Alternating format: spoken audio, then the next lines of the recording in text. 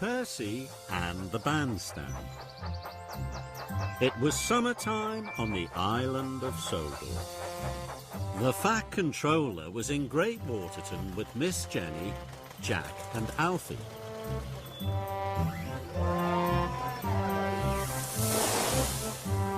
They were building a new bandstand. There was to be an open-air concert that evening. It was a special surprise for Lady Hat. She loved brass band. All the engines were busy helping to make the day special.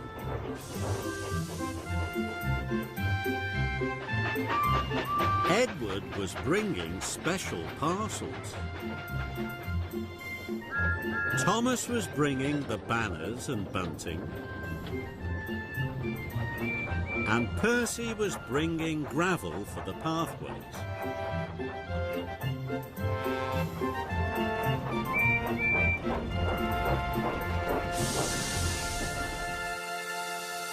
Thank you, Percy. Right on time.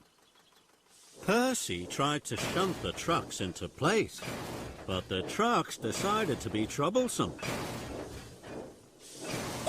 Hold back! Hold back! Percy pushed and pushed, but the trucks wouldn't move. Percy knew what he had to do. He had to use his do-as-I-say whistle. So Percy blew his whistle long and loudly.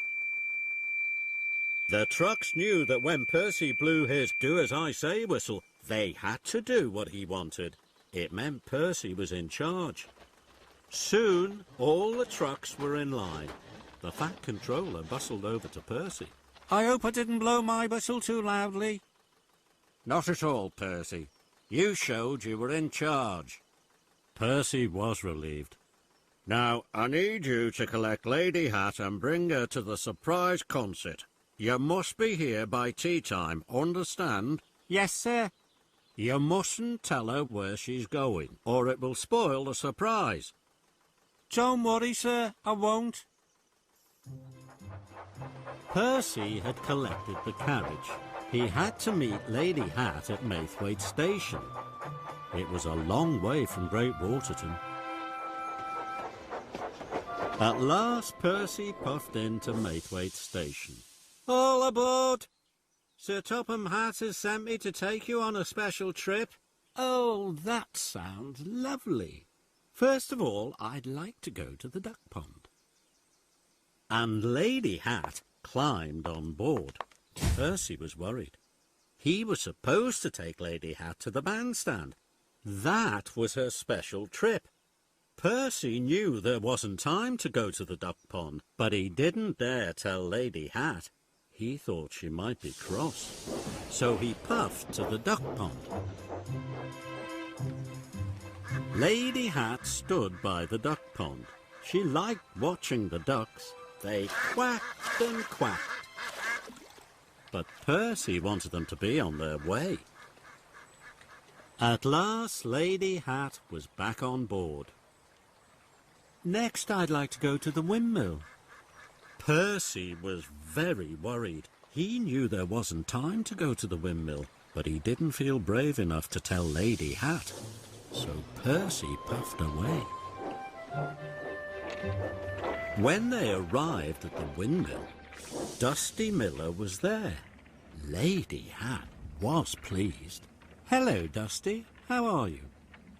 We're going to be really late now, Percy huffed to himself. At last, Lady Hat finished talking to Dusty. Now, Percy, I'd like to see the bluebells in the woods. It would be the perfect end to my special trip. Percy was more worried than ever. Percy puffed to the woods, but with every puff he was getting later and later, and further from Lady Hat's surprise. Percy and Lady Hat arrived at the wood.